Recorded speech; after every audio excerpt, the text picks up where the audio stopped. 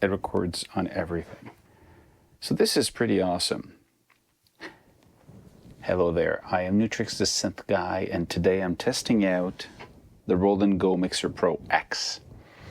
You have this recording here, get that recording over there, and I'm using an app called 4X Camera Maker from Roland, which is made to run with the Go Mixer Pro X. You don't need that if you want to use the Go Mixer Pro X, but it's actually definitely interesting, and we're going to have to talk about the two because they're two different things. But this is pretty awesome. Now, I am an owner of the original Go Mixer. Where is it? Where is my Go Mixer? Here it is. That's the original. You have the, you have them side by side. It's a lot smaller, and these are really nicer, and it's cleaner. You hear the background noises? No. That's why. A lot of the videos I did in 2018 and 19 were running off an iPhone, like this one here, connected to the Go Mixer, and that would be it. One of the most important things that I personally had to deal with as a YouTuber was the time I take to make videos, because it takes time over your life to actually do the videos. And I was always asking myself, how can I do all of this without taking too much time? And one of the problems that you have when you record multiple cameras, you get a microphone, you want to sync everything. You want everything to be recorded so you can actually switch between cameras, the full image, the close-up, and another close-up here. And it's always a hard thing to do because if they're not at the same speed, let's say, I don't know, 24, 30, 60, frame per second, then you get one is at 44K, the other one is at 48, and then you get a problem because when you want to play them together, they become out of sync.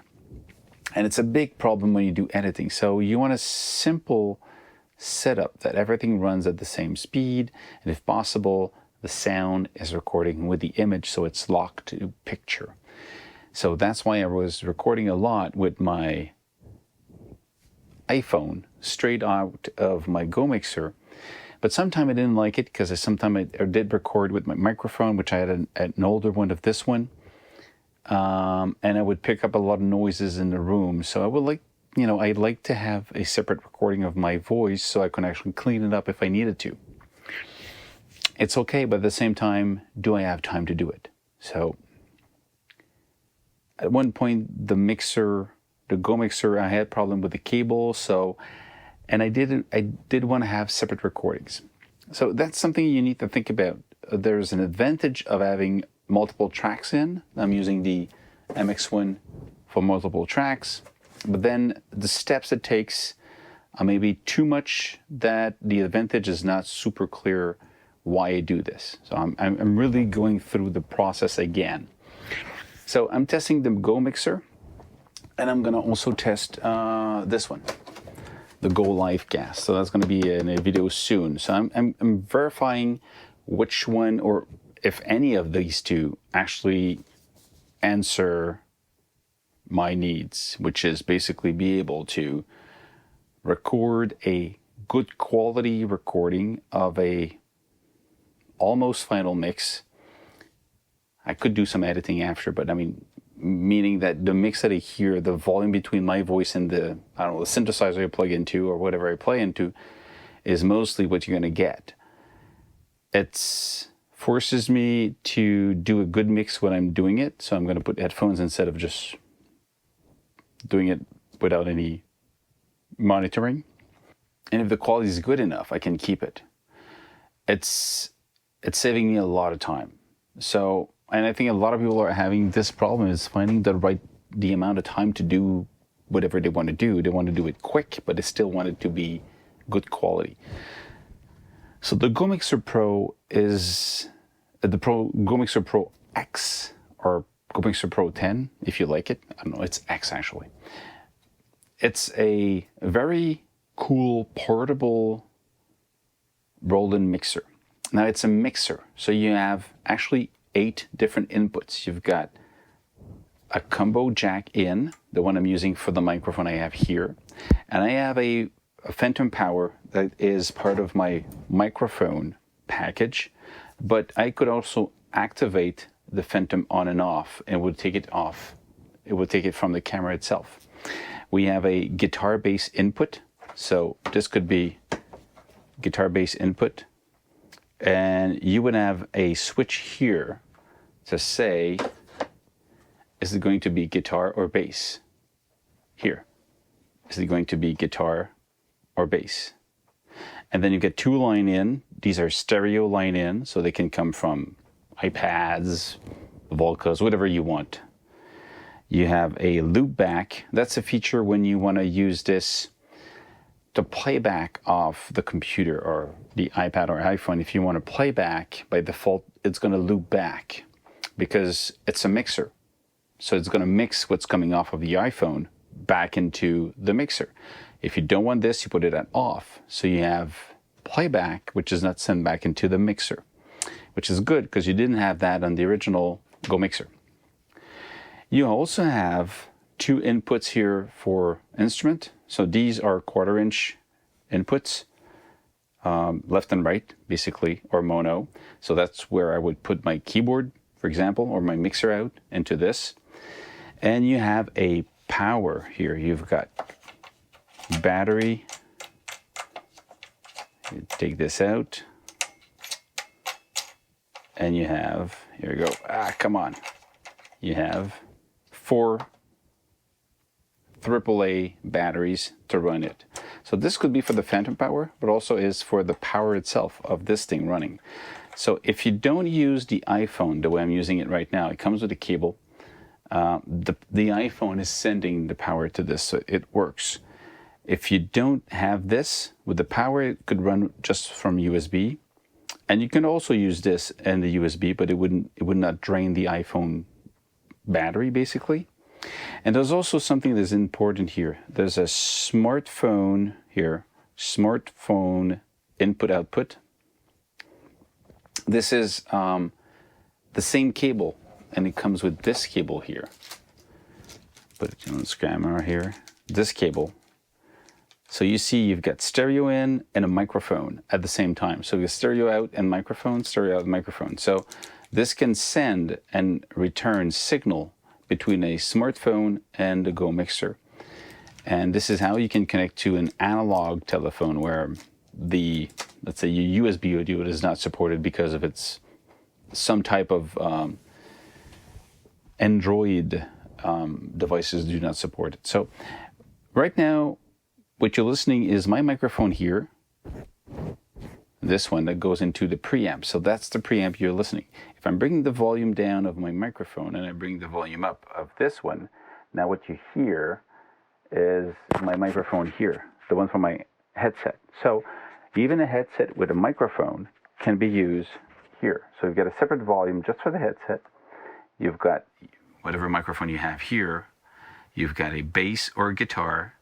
You have the keyboard, that's basically the line volume here, and you've got the 2 line in here. So it's an 8 input microphone, 8 input mixer that sends a stereo signal through the USB to your phone. And honestly, I'm very happy about the quality of the sound of the preamp, because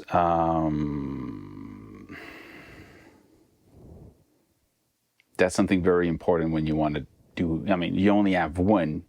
If you have a good preamp for your microphone, you can do a lot with any type of device. Now, just for the fun of it, we'll take a mono out and plug this in, because just to see how it sounds. But I mean, I don't expect anything weird from this.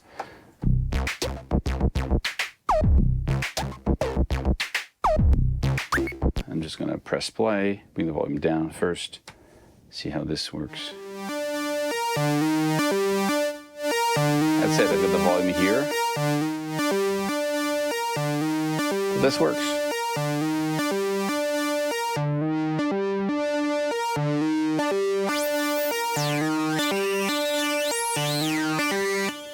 So this works. It's simple, efficient.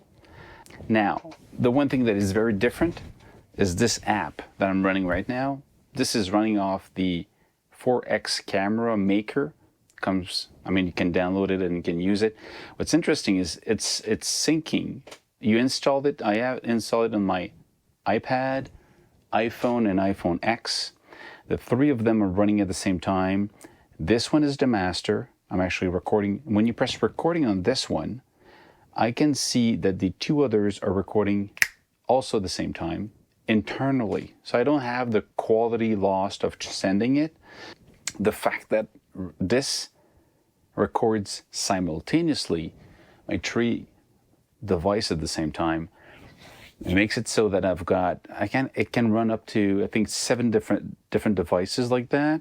So you can have 7 shots running at the same time. So let's say you record your whole band, and it's easy to have 7 iPhones sync together, an iPad and iPhone, and they're stationary, and maybe one is moving around because this is all Wi-Fi, but when you start it, it records locally. So you get the highest quality of local recording, and then you just copy them.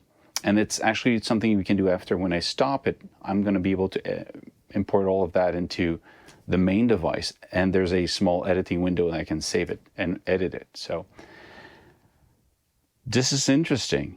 On top of being a cool Go Mixer Pro, the fact that you can actually use the software, but the fact that you can do this and that, it's super plus. And if you don't need this, you can use just the iPhone recording camera, and it works. Now, the only little thing I would like to add, the only thing I wish I had with this, is the option of having a couple of separate tracks. I would love to have a option of recording a dialogue track alone and the rest in stereo. As a YouTuber, it's the one thing I would like to create. I've got the whole mix running, fine, but I still would like to have the voice alone. So if I want to treat it, if I want to clean it up, if I want to compress it because there's too much stuff happening, and volume-wise, it's too high and low and volume, I would like to have that after, because I don't use any compressor before going in. It's just straight from microphone into the device. That would be super cool. Now, I don't expect this to be easy, because it means you're going to have 3 signal coming back. But hey, that's my wish list. You know it. That's it. I like the quality. Sounds good. It looks better than the original. I'm going to use it in a couple of projects.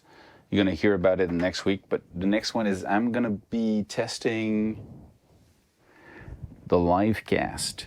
I'm curious to see the differences between the two. The Go Mixer Pro by itself, it's a mixer. It's a mixer, 8 different inputs, mixed together, output stereo. It supports, you've got the USB-C connector, and you have the classical, the older iPhone, and you've got analog. So analog is even, any type of device that can support analog can also support it. So it's just a portable mixer, and you've got battery powered. So if you would really just want to use it as an analog mixer, there's analog output, you'll be able to do it. It's that.